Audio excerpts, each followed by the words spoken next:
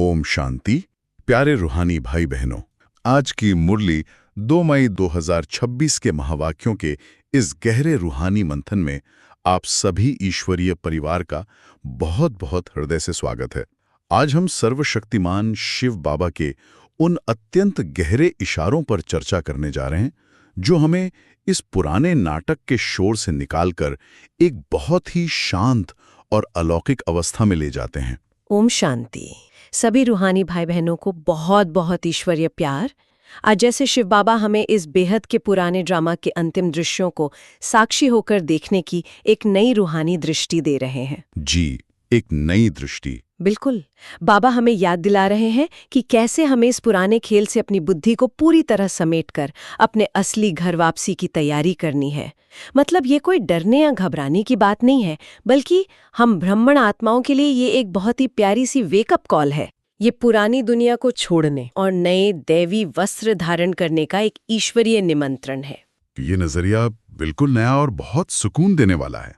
मतलब दुनिया में विनाश शब्द सुनते ही लोगों के अंदर एक अजीब सी हलचल और डर पैदा हो जाता है ना? जी हाँ, बहुत घबराते हैं लोग। लेकिन बाबा ने आज मीठे बच्चे के मुख्य सार में ही बहुत स्पष्ट कर दिया है। बाबा कहते हैं, मीठे बच्चे, इस ड्रामा के अंदर विनाश की भारी नूंद है। तुम्हें विनाश के पहले कर्मातीत बनना है। कर्मातीत अवस्था। जी, मैं इस पर थोड़ा और गहराई से सोचना चाहता हूँ। ये जो शब्द है नूंद, इसका मतलब है जो पहले से फिक्स है, जो सुनिश्चित है। अगर ये पहले से ही ड्रामा में तय है तो दुनियावी लोग इस शब्द से इतना क्यों कांपते हैं? और बाबा हमें से क्या समझाना चाह रहे हैं? ये एक बहुत ही विचार करने योग्य बिंदु है। मतलब देखिए, दुनिया के लोग विनाश से इसलिए डरते हैं क्योंकि उनकी पूरी पहचान, उनकी सारी खुशियां, उनके सारे संबंध इस 5 तत्वों के शरीर और इस भौतिक दुनिया से जुड़े हुए हैं। जी, देह अभिमान। बिल्कुल। जब शरीर ही उनकी पहचान है तो शरीर के खत्म होने का विचार उनके लिए उनके अस्तित्व के मिट जाने जैसा है। वो एक बहुत गहरा डर है। लेकिन जब शिव बाबा विनाश की नूंद कहते हैं तो उनका उद्देश्य हमें डराना बिल्कुल नहीं है। बिल्कुल नहीं। ये एक बेहद के रूहानी पिता की अपने बच्चों को दी गई एक प्यारी सी चेतावनी है। ये हमें याद दिलाना है कि हम ये शरीर नहीं है। यहाँ बाबा का सारा जोर इस बात पर है कि हमें विनाश से पहले कर्मातीत बनना है। कर्मातीत अवस्था यानी कर्मों के हर बंधन से, देह के हर आकर्षण से पूरी तरह मुक्त अवस्था। मतलब जैसे कर्म करते हुए भी कर्म के लेप-छेप से एकदम न्यारा रहना। जी बिल्कुल। इसे ऐसे समझे जैसे कोई पंछी पिंजरे से आजाद होकर विशाल आसमान में उड़ने के लिए तैयार हो। अब सोचिए, पंछी को पिंजरा टूटने का दुख नहीं होता। नहीं, बिल्कुल नहीं होता। उसे तो आजादी की खुशी होती है। सही कहा। उसे तो खुले आसमान की खुशी होती है। ठीक वैसे ही हमें अपने 84 जन्मों के कर्म बंधनों और हिसाब किताब के पिंजरे से मुक्त होना है। जब आत्मा ये महसूस करती है कि ये पुराना पिंजरा वैसे भी टूटने ही वाला है, जो कि नूंद है, तो वो डरने के बजाय अपनी उड़ान की तैयारी में लग जाती है। वाह, पिंजरे और पंछी का ये उदाहरण इस बात को कितना स्पष्ट कर देता है। कर्मातीत होना कोई रहस्यमय स्थिति नहीं है, बल्कि यह तो आजादी की एक सच्ची अनुभूति है। जी हाँ, बिल्कुल। और इस आजादी की अनुभूति सबसे ज्यादा तब होती है जब हम उस पारलौकिक पिता के सम्मुख होते हैं। यहीं से आज का वो प्यारा सा प्रश्न उठता है जो हम आत्माओं को भीतर तक छू लेता है। बाबा ने आज प्रश्न पूछा है, बाप के किन शब्दों की कशिश सम्मुख में बहुत होती है? और उत्तर में बाबा ने कहा है, बाप जब कहते तुम मेरे बच्चे हो, तो इन शब्दों की कशिश सम्मुख में बहुत होती है। वाह। यहाँ मेरे मन में एक बहुत ही व्यावहारिक सवाल आ रहा है। देखिए, हम सभी रूहानी बच्चे अपने अपने लौकिक घरों में बैठकर भी तो योग लगाते हैं ना, शिव बाबा को याद करते हैं, ज्ञान सुनते हैं। जी बिल्कुल करते हैं। हम जानते हैं कि परमात्मा निराकार है, सर्वव्यापी नहीं है, पर हम बुद्धि के योग से उससे कहीं भी जुड़ सकते हैं। फिर भी मतलब हर आत्मा के अंदर मधुबन जाने की, साकार में बाबा के सम्मुख जाने की इतनी तीव्र इच्छा, इतनी गहरी कशिश क्यों होती है? ये बहुत ही स्वाभाविक प्रश्न है और इसका उत्तर आत्मा की गहरी मनोवैज्ञानिक आवश्यकता में छिपा है। आप सोचिए, जब हम अपने लौकिक घर में होते हैं तो भले हम योग लगा रहे हों, लेकिन हमारे चारों ओर की लौकिक दुनिया की ऊर्जा, जिम्मेदारियां और कलयुगी वातावरण लगातार हमारी बुद्धि को खींचते हैं। जी, वो एक खिंचाव तो रहता ही है। बिल्कुल। लेकिन जब एक आत्मा मधुबन की उस पवित्र भूमि पर कदम रखती है, तो वहाँ उसे क्या मिलता है? वहाँ मिलता है ब्राह्मणों का एक बहुत ही विशाल और पवित्र संगठन। मधुबन सिर्फ एक स्थान नहीं है, वो एक रूहानी पावर हाउस है। एक रूहानी पावर हाउस, ये शब्द ही अपने आप में बहुत शक्तिशाली है। जी, बाबा ने आज इसे एक बहुत ही सुंदर प्राकृतिक उदाहरण से समझाया है। जैसे बादल सागर के ऊपर जाते हैं, उससे अथाह पानी भर कर लाते हैं और फिर सारी दुनिया में बरसकर सबको तरोताज़ा कर देते हैं। जी हाँ। ठीक उसी तरह हम आत्माएं मधुबन की उस रूहानी सागर शिव बाबा के पास जाती हैं। वहाँ सिर्फ ज्ञान की लेन देन होती है, पवित्रता के वाइब्रेशंस होते हैं। वहाँ आत्माएं अपनी पुरानी थकावट मिटाकर खुद को ज्ञान और शक्तियों से भरती हैं और फिर वापस आकर इस दुनिया में सेवा करती हैं। वाह! वो जो सम्मुख की अनुभूति है ना, वो आत्मा को एक गहरी रूहानी रिफ्रेशमेंट देती है, जो घर बैठे अकेले पुरुषार्थ करने से बहुत अलग होती है। ये बात सचमुच दिल को छूने वाली है। रूहानी रिफ्रेशमेंट मतलब जो आत्मा को वापस उसकी असली शक्ति से जोड़ देती है। और ये शक्ति इसलिए भी जरूरी है क्योंकि जैसा कि हमने शुरुआत में वो नो रिटर्न टिकट की बात की थी, वो यात्रा अब बस शुरू ही होने वाली है। जी बिल्कुल। आज के महावाक्यों की मुख्य चर्चा में शिव बाबा ने इसी यात्रा और हमारे वस्त्रों का जिक्र किया है। दुनिया में जब लोग 84 लाख योनियों की बात करते हैं तो वे बहुत भ्रमित हो जाते हैं, लेकिन बाबा ने कितना सहज कर दिया कि हमें केवल 84 जन्मों का चक्र पूरा करना है। हाँ, बिल्कुल सहज। अब बाबा हमें याद दिलाते हैं कि इन 84 जन्मों के नाटक में हमने अलग अलग शरीर रूपी कपड़े पहने हैं और अब ये कपड़े पूरी तरह से तमो प्रधान हो चुके हैं। तमो प्रधान, जी। यहाँ तमो प्रधान का मतलब है कि वे वस्त्र पूरी तरह से अपनी मूल दैवीय ऊर्जा खो चुके हैं, जर्जर हो गए हैं, उनमें कोई सतो प्रधानता या पवित्रता बाकी नहीं बची है। जी हाँ, और यही समझना सबसे बड़ी मुक्ति है।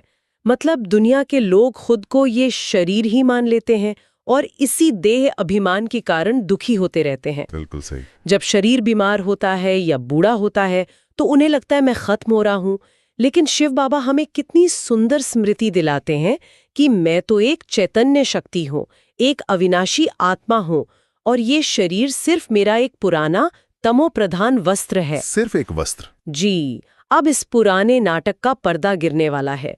हमें इन पुराने कपड़ों को उतारकर अपने असली घर परमधाम जाना है और फिर नई दुनिया में नए सतोप्रधान और दैवी कपड़े पहनने हैं, जैसे लक्ष्मी नारायण के वस्त्र हैं। यही तो वो बिंदु है जहां बुद्धि एकदम शांत हो जाती है।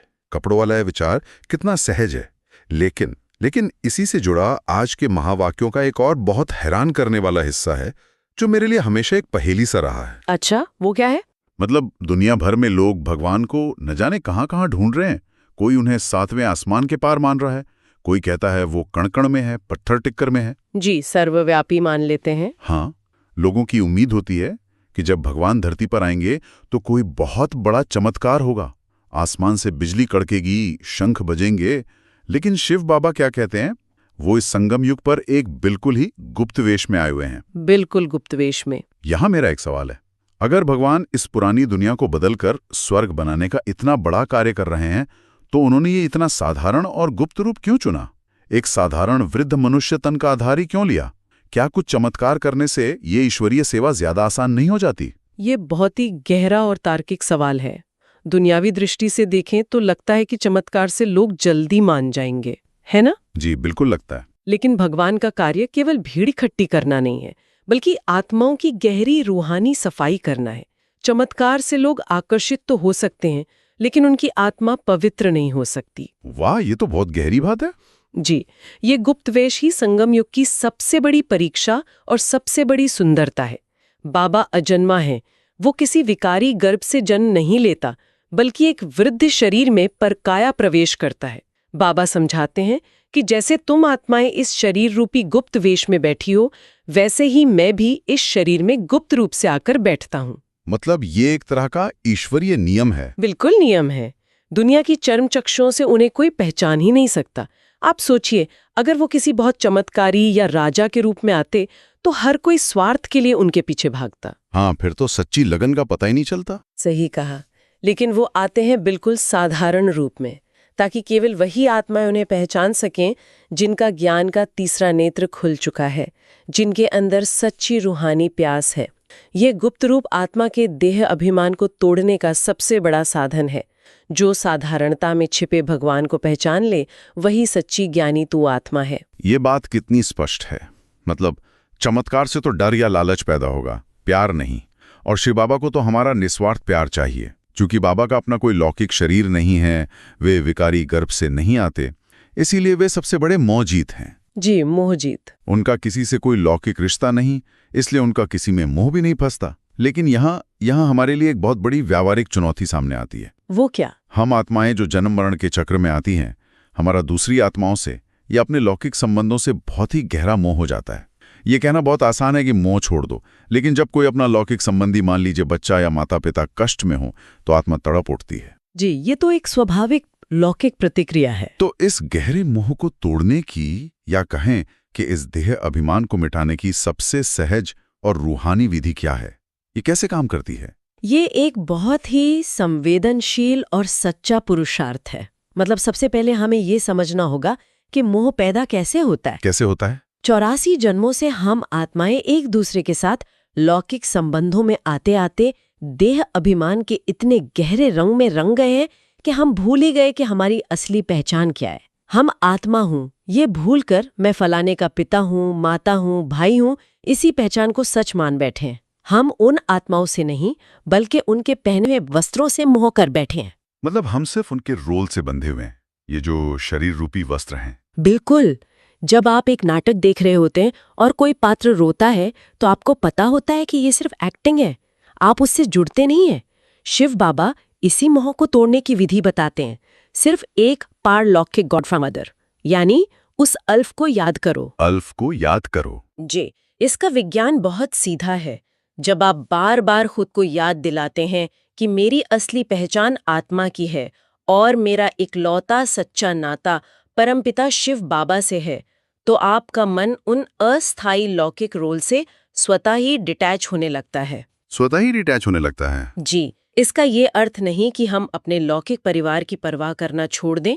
परवाह हम पूरी करेंगे, लेकिन ट्रस्टी बनकर, मालिक या मोहग्रस्त बनकर नहीं। जब हम उस ऊंचे ते ऊंचे बाप की कशिश को महसूस करते हैं तो दुनियावी संबंधों का मोह बहुत छोटा और फीका लगने लगता है। इसी से आत्मा मोहजीत बनती है। बहुत ही सुंदर बात कही आपने। मोह छोड़ना नहीं है, बल्कि एक जगह ऐसा सच्चा प्यार जोड़ना है जहां से बाकी जगह का मोह स्वतः ही टूट जाए।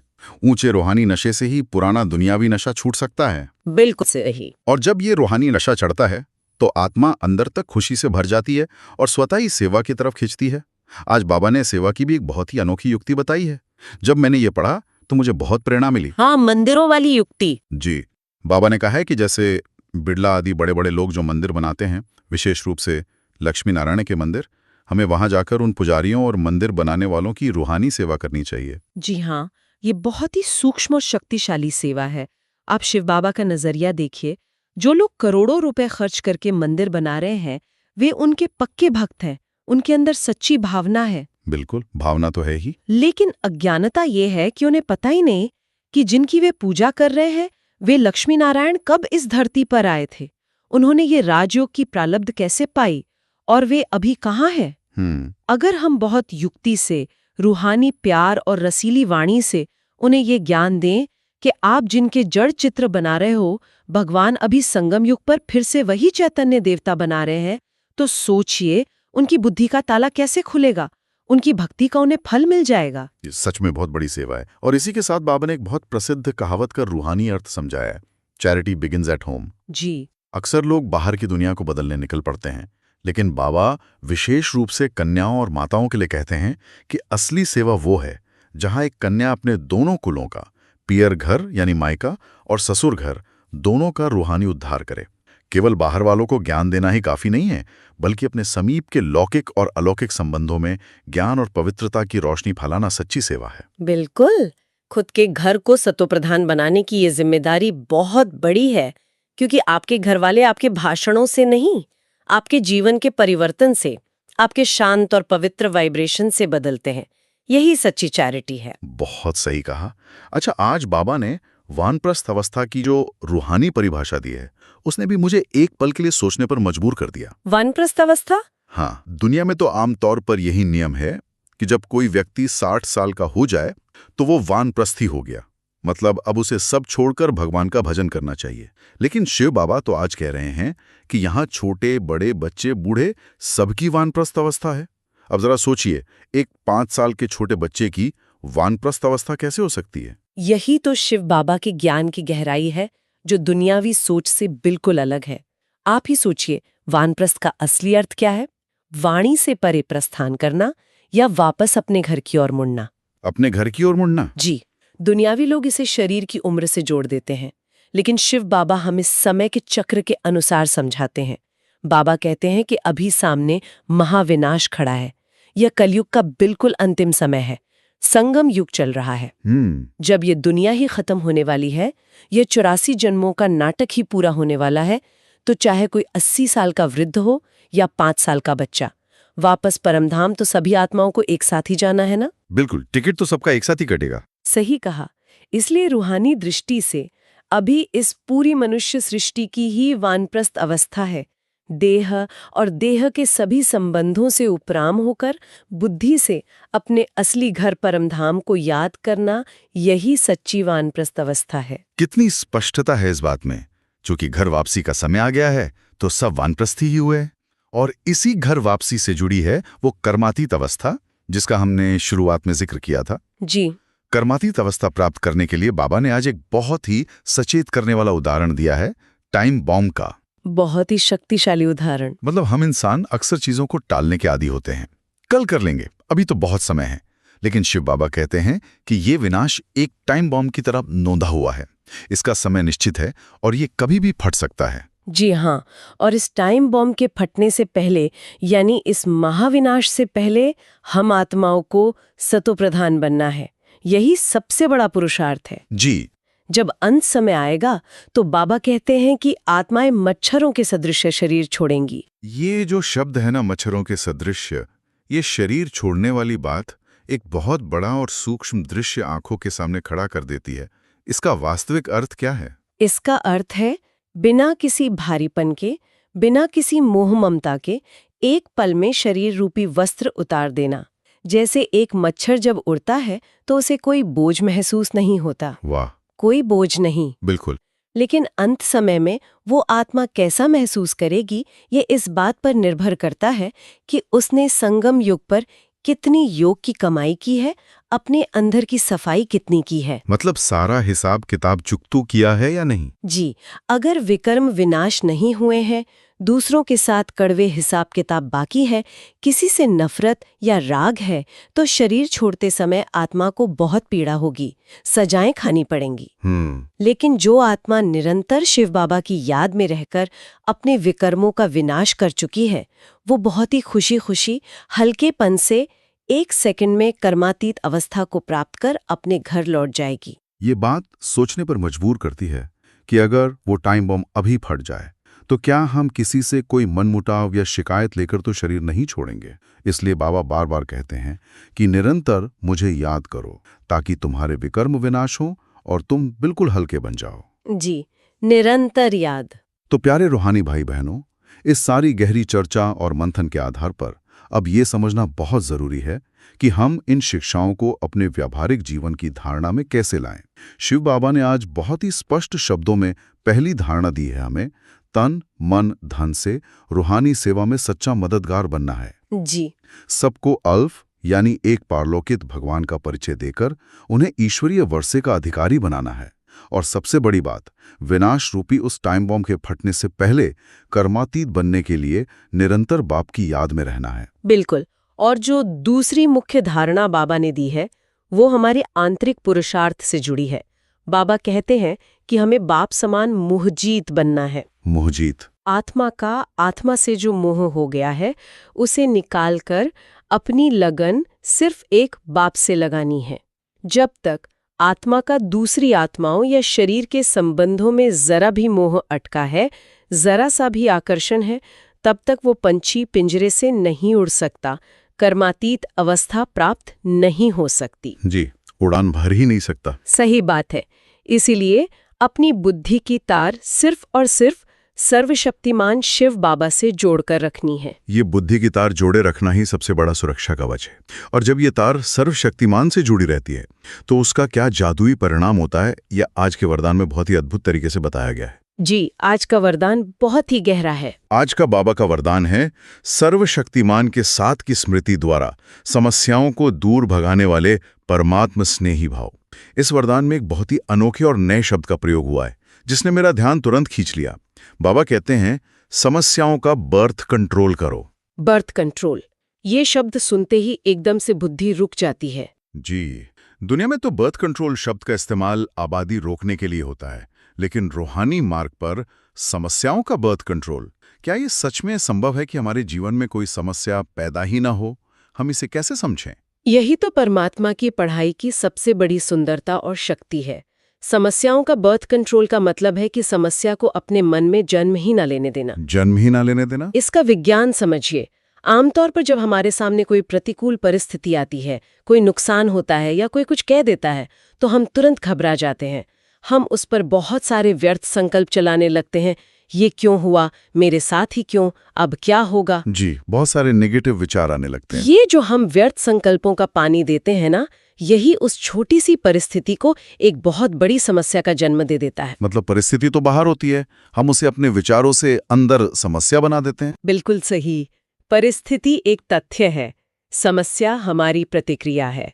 बाप दादा समझाते हैं कि जो आत्माएं परमात्म स्नेही है, वे सदा स्वयं सर्वशक्तिमान बाप को अपने साथ महसूस करती हैं। जी। और जरा सोचिए, जिसके साथ स्वयं सर्वशक्तिमान खड़ा हो, क्या उसके सामने कोई लौकिक परिस्थिति एक समस्या का रूप ले सकती है? कभी नहीं। कभी नहीं। परिस्थिति जैसे ही सामने आती है, सर्वशक्तिमान की स्मृति की अग्नि से वो वहीं भस्म हो जाती है। उसका मन में जन्म ही नहीं हो पाता।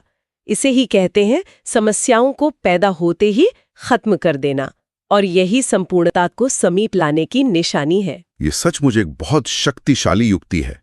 जहां भगवान साथ है, वहां समस्या कैसे टिक सकती है?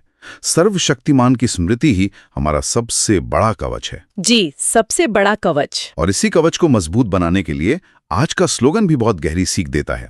आज का स्लोगन है, प्यारे बनने का पुरुषार्थ नहीं, न्यारे बनने का पुरुषार्थ करो तो प्यारे स्वतः बन जाएंगे। वाह! अगर हम दुनियावी नजरिए से देखें तो लोग दुनिया में किसी का प्यारा बनने के लिए क्या कुछ नहीं करते। दूसरों की खुशामद करते हैं, अपनी पहचान भूल जाते हैं, दूसरों के हिसाब से खुद को ढालते हैं, फिर भी उन्हें सच्चा प्यार नहीं मिलता, बल्कि वे थक जाते हैं। लेकिन बाबा का ये रूहानी मार्ग दुनिया की सोच से कितना अलग है। जी हाँ, रूहानी मार्ग का सिद्धांत दुनिया से बिल्कुल विपरीत दिशा में चलता है। शिव बाबा कहते हैं कि तुम्हें किसी की देह या देह के संबंधों का प्यारा बनने के पीछे भागने की कोई जरूरत नहीं है। तुम बस कमल के फूल की तरह न्यारे बनने का पुरुषार्थ करो। न्यारे बनने से प्यारे कैसे बनेंगे? मतलब इसमें क्या कनेक्शन है? कनेक्शन बहुत गहरा है। जो आत्मा देहाभिमान से, दुनियावी आकर्षणों से और व्यर्थ की बातों से जितनी न्यारी होती जाती है, उसके अंदर की रूहानी चमक, उसकी शांति और पवित्रता की शक्ति उतनी ही बढ़ती जाती है। जी। दुनिया में आज हर इंसान अशांत है, उसे शांति चाहिए। जब लोग ऐसी न्यारी और पवित्र आत्मा को देखते हैं तो वे स्वतः ही उसकी तरफ आकर्षित होते हैं। वह आत्मा बिना कोई दिखावा किए शिव बाबा की, ईश्वरीय परिवार की और यहाँ तक कि प्रकृति की भी प्यारी बन जाती है। प्रकृति की भी प्यारी? जी, इसलिए बाबा कहते हैं न्यारापन ही सच्चे प्यार की चुंबक है। वाह, न्यारापन ही सच्चे प्यार की चुंबक है। इस बात में बहुत गहराई है। और ये न्यारापन और अचल स्थिति हमें सबसे ज्यादा तब चाहिए होती है जब सेवा के मार्ग में कोई बहुत बड़ा विघ्न आता है। जो आज के अव्यक्त इशारे है बहुत ही स्पष्ट रूप से समझाया गया है। जी, आज का अव्यक्त इशारा बहुत ही महत्वपूर्ण है। आज का अव्यक्त इशारा है, सदा अचल, अडोल, एक रस स्थिति का अनुभव करो। इसमें बाबा ने एक बहुत ही सूक्ष्म परीक्षा की बात की है। सेवा के क्षेत्र में कई बार ऐसा होता है कि कोई बहुत ही अनन्य यानी बहुत अच्छा ज्ञान में चलने वाला स्टूडेंट जिस पर हमें बहुत भरोसा हो, वो अचानक माया के वशीभूत होकर एंटी हो जाता है। वो ज्ञान का विरोध करने लगता है या सेवा में डिस्टर्बेंस पैदा करता है। जी, ऐसा अक्सर होता है। ऐसी स्थिति में जब कोई अपना ही विश्वास तोड़े तो मन में बहुत हलचल होना या दुखी होना स्वाभाविक लगता है। ये एक बहुत बड़ी परीक्षा होती है। तो ऐसे कठिन समय में अपनी स्थिति को अचल और अडोल कैसे बनाया जाए? ये एक बहुत ही व्यवहारिक और गहरी स्थिति है जो सेवा में आती है। जब कोई बहुत अच्छा स्टूडेंट माया के वशीभूत होकर ऐसा व्यवहार करता है तो आम तौर पर इंसान के अंदर दो ही प्रतिक्रियाएं होती हैं। कौन सी दो? या तो हम घबरा जाते हैं और सोचने लगते हैं कि ये ज्ञान मार्गी गलत तो नहीं, या फिर हम उस आत्मा के प्रति नफरत, गुस्से और निंदा के व्यर्थ संकल्प चलाने लगते हैं। जी बिल्कुल, हम उसे दोष देने लगते हैं। लेकिन अव्यक्त बाप दादा हमें इसका बहुत ही सूक्ष्म और रूहानी समाधान देते हैं। बाबा कहते हैं, हिलना नहीं है, अचल रहने का अर्थ है उस आत्मा के पाठ को साक्षी दृष्टा की स्थिति में रहकर देखना। साक्षी दृष्टा। हमें यह समझना है कि यह आत्मा स्वयं माया के वश होकर दुखी है, परवश है। वह जानबूझकर ऐसा नहीं कर रही, बल्कि रावण की जंजीरों में जकड़ी हुई है। मतलब हमें उसमें गुस्सा करने के बजाय उसकी स्थिति को समझना है। बिल्कुल। ऐसे में उसके प्रति द्वेष या नफरत रखने के बजाय मन में कल्याण की भावना और तरस रखना चाहिए। जैसे कोई बीमार व्यक्ति अगर गुस्से में कुछ कह दे तो डॉक्टर उस पर गुस्सा नहीं करता, उसे तरस आता है। जी, वो जानता है कि ये बीमारी बोल रही है। सही कहा। जब हम साक्षी होकर देखते हैं कि यह भी इस बेहद के ड्रामा का एक निश्चित पार्ट है, तो हम व्यर्थ संकल्पों की हलचल से बच जाते हैं और हमारी स्थिति अडोल, एकरस बनी रहती है। यही सच्ची अचल स्थिति है। साक्षी दृष्टा स्थिति और तरस की भावना, ये सचमुच बहुत ऊंची और ईश्वरीय मंजिल है।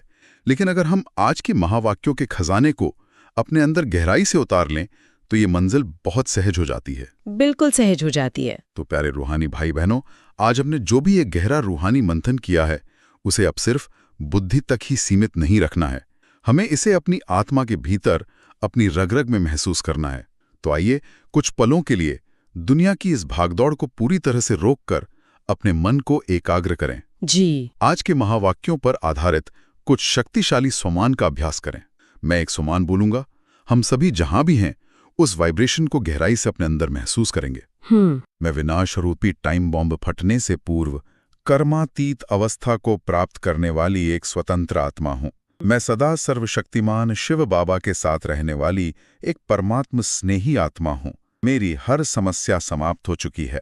मैं हर विघ्न में, हर परिस्थिति में अचल, अडोल और साक्षी दृष्टा स्थिति में रहने वाली पवित्र आत्मा हूं। वाह, कितनी शांति और कितनी असीम शक्ति है इन स्वमानों में। आज का ये पूरा रूहानी मंथन हमें इसी बात का गहरा एहसास कराता है कि अब इस पुराने वस्त्र, इस 5 तत्वों के शरीर और इन 84 जन्मों की पुरानी दुनिया से हमारा कोई मोह नहीं होना चाहिए। कोई मोह नहीं। ये सब कुछ तमोप्रधान होकर अपनी अवधि पूरी कर चुका है। हमें बहुत ही हल्केपन से, एक मीठे से उत्साह के साथ अपने सच्चे घर परमधाम जाने की तैयारी करनी है। ये विनाश कोई अंत नहीं है जिसके लिए दुनिया डरती है, बल्कि ये तो हम ब्राह्मण आत्माओं के लिए अपने बाबा के पास अपने घर लौटने की खुशी का समय है। जी, घर लौटने की खुशी। सर्वशक्तिमान हमारे साथ हैं, इसलिए डरने की कोई बात नहीं। हर समस्या स्वतः ही समाप्त हो चुकी है। बिल्कुल सही। ये तो सच में एक महा उत्सव की तैयारी है, घर वापसी की खुशी है। तो प्यारे रूहानी भाई बहनों, आज का ये गहरा और शांतिपूर्ण रूहानी मंथन हम यहीं संपन्न करते हैं। जी। अगर आप सभी को आज की इन ईश्वरीय शिक्षाओं से या इन सोमानों से कोई विशेष प्रेरणा मिली हो, कोई ऐसी गहरी शांति का अनुभव हुआ हो जिसने मन का बोझ हल्का कर दिया हो, तो उस अनुभूति को आज सारा दिन अपने जीवन में, अपने हर कर्म में धारण जरूर करें। बिल्कुल, उसे सारा दिन अनुभव करें। और इसे सिर्फ अपने तक ही सीमित ना रखें, दूसरों को भी अपने अलौकिक व्यवहार, अपनी मुस्कान और रूहानी चेहरे से प्रेरित करें। साथ ही आज के इस मंथन का कौन सा हिस्सा, कौन सा बिंदु आपके दिल को सबसे ज्यादा छू गया, अपने विचार या रूहानी अनुभव कमेंट में जरूर साझा करें। जी, आपके अनुभव दूसरों के लिए बहुत बड़ी प्रेरणा बन सकते हैं। क्योंकि हम सभी का साझा किया हुआ एक छोटा सा अनुभव भी किसी और आत्मा को पुरुषार्थ की बहुत बड़ी शक्ति दे सकता है। हमेशा याद रखें, हम कोई साधारण इंसान नहीं, हम स्वयं सर्वशक्तिमान की ईश्वरीय संतान हैं। हम सभी का हर एक शुभ संकल्प ही इस संसार के लिए विश्व कल्याण की बहुत बड़ी सेवा है। ईश्वरीय परिवार की सभी मीठी आत्माओं को बहुत बहुत ईश्वरीय प्यार और ओम शांति। एक पल के लिए गहराई से सोचिएगा, जब वो नो रिटर्न टिकट की यात्रा शुरू होगी तो क्या हम सभी का रूहानी बैग पूरी तरह से पैक और कर्मातीत है? ओम शांति। ओम शांति।